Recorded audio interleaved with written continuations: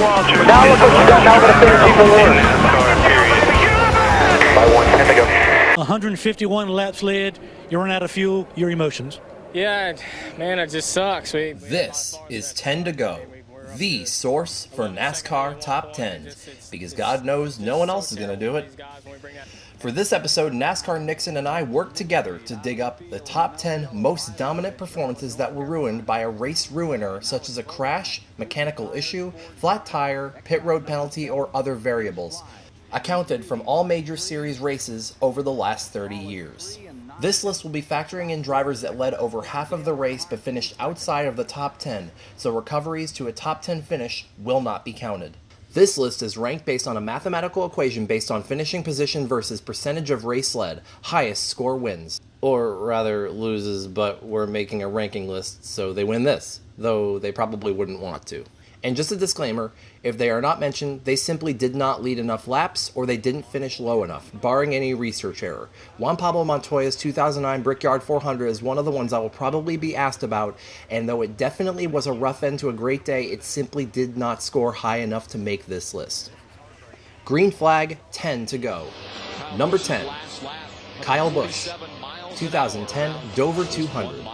Kyle Busch continues to pace the field from Dover. In an era completely dominated across all three top series by the likes of Kyle Busch, it looked like another status quo day at Dover with Kyle Busch leading most of the race, even considering he was having constant carburetor issues on restarts all day. It's a carburetor issue on the restarts. Kyle says right down in the notes, carb issue. I don't like the jet, so there's something there on the very first couple laps, and he just causing his truck to fall back a little at the drop of each green flag. On a restart with 4 laps to go, Kyle was starting on the outside row alongside Johnny Benson. During the resulting caution, Kyle Busch brought his truck to pit road and behind the wall. Lofton's running fourth right now, Michael. Uh-oh, Kyle Busch is off the track. Kyle Busch has come on to pit road. After leading 172 out of what would be a 204-lap race, Kyle Busch finished 16th, 2 laps down. Kyle's misfortune, however, became Erik Almirola's break as he went on to score his first ever NASCAR Truck Series win. Number 9, Rick Wilson, 1989 Miller Classic. There is no known video of this event, so I'll do my best. Rick Wilson could be considered one of the first ever bushwhackers, and his part-time Busch Series resume is impressive where his Cup efforts pale in comparison. Wilson's most success came in 1989 where he scored 2 wins in only 12 starts. Wilson's third star of the year at Martinsville gets 9th on this list, where he is credited with leading 160 laps, but finished the race in 21st of a 32-car field. The reason?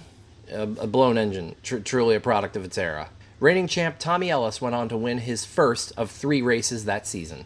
Number 8, Kevin Harvick, 2001 GNC Live Well 300. You can't feel that bad for Harvick, considering the fact that he came in this race already having mathematically clinched the 2001 Busch Championship, as well as having the career that would be ahead of him. I mean, you remember 2006 when he won the Busch Series title by 824 billion points? Because I'm sure he does. Anyways, Harvick came into this last race of the year, led 128 of the evening's 200 laps before a sudden engine failure. It's happened. It's slow. The leader is off the pace. But, you know, I still don't feel bad for him. I mean, look at that smile. Look at that smile. Yeah, you can handle it, Smiley. You can handle it. Harvick finished 37th, and seriously, no disrespect. Joe Nemechek went on to win the race. Give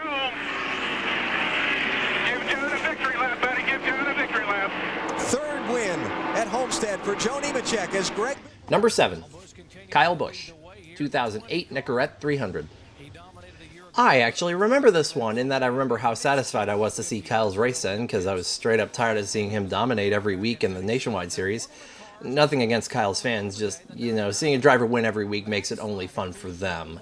But the 2008 Nationwide race in Atlanta ended with 25 to go for Kyle Busch. After leading 153 laps, he cut down a right front tire and hit the wall in turn 2, taking him from the lead to his finishing position of 24th. The winner, Matt Kenseth. 24 of his career, and here he is outside the car. Matt Kenseth, your winner. 6, Erik Jones, 2015 Toyota Tundra 250.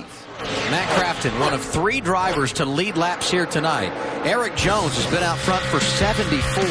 laps. The Dominator has During Erik Jones' title run in 2015 came this race at Kansas where Jones dominated for most of the event until running out of fuel with 5 to go. The lead was inherited by Tyler Reddick, who also ran out of fuel. Then Daniel Suarez, who also ran out of fuel. Then Matt Crafton, who won. I was kind of hoping he ran out of fuel after the finish for sake of joke, but we can't all get what we want. 151 laps led, you run out of fuel, your emotions.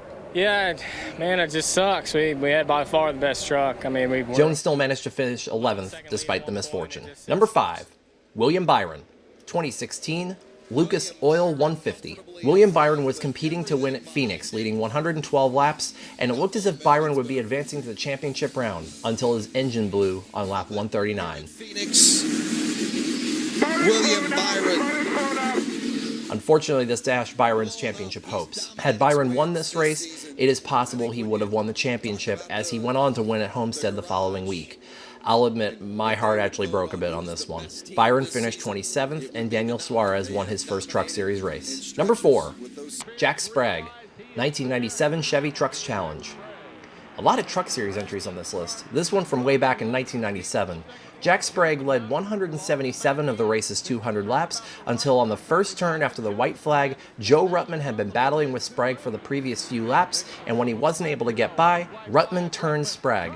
The nose alongside, they touch, and around goes Sprague. He's into the outside wall, Ruttman goes by. Sending him into the wall and ending his dominant performance. Ruttman went on to win the race, though it definitely wasn't without controversy. Number 3, Erik Jones, 2017 Kansas Lottery 300. Erik Jones clearly in front again. Hi again, Erik. This one was in the Xfinity Series in 2017 at Kansas. With 4 laps to go, Christopher Bell cut down into turn 1 very aggressively and was forced to slow down. With the 20 of Jones running the high line, he was left with nowhere to go, and the 186 laps he had led went up in flames as he rear-ended the back of the 18 of Bell. Jones wound up 15th, and despite being punted in the rear bumper, Christopher Bell wound up holding out for the win. Number 2, Stacy Compton, 1998 Stevens Beal Genuine Auto Parts 200. In the 86 truck. Ah, that's too bad. Turn 1.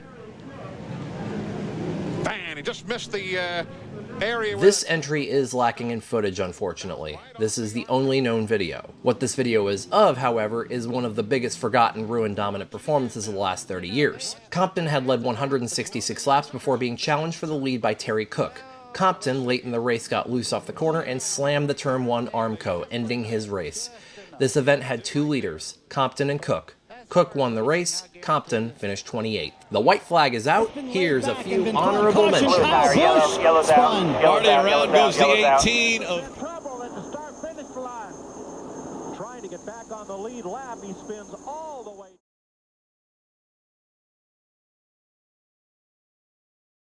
And Martin is beginning to slow. He's slowing in out of turn 4. Yes, something might have gone wrong with the engine. Tony a little upset right now. Doesn't want to talk. We're hearing it is a 1-lap penalty. They have pleaded their Trouble, turn 2. Oh my goodness. Casey Kane, the race leader, has hit the wall. Oh my. The body, because here is Gordon, and around they go. He's going to pit right now. He said something has gone wrong with this engine. The oil pressure. And the checkered flag goes to... tonight. I mean, dominated this race. Unbelievable. He has fallen back to the 11th position. Denny Hamlin, 2008 Crown Royal presents the Dan Lowry 400. They are catching Hamlin, even though they're side by side. Denny Hamlin has a flat tire, Mike. He just said they're going to get me. I've got a flat tire. Oh, man, be sure. There has never, to my knowledge, been a more dominant performance ruined in recent NASCAR. Heck, I don't even know that many performances that were this dominant in general. Denny Hamlin takes the top spot on this list for this event, where he led a career high, yes, even to this date over 10 years later, of 381 laps. Denny's incredible dominance went south in the final 20 laps when Hamlin began to slow. Hamlin's problem was a tire that had gone soft. The lead was handed to Dale Earnhardt Jr., who had an infamous altercation with Kyle Busch on the next restart, leading to Clint Boyer's second career win. Denny would finish the day 24th. If you like this list, give it a thumbs up and share it with your friends. If you want to see more lists like this, be sure to subscribe. Disagree? Want to share your list? Think I missed something? Feel free to leave a comment. Follow me on Twitter for tidbits of NASCAR info and updates on future lists at 10 to go NASCAR.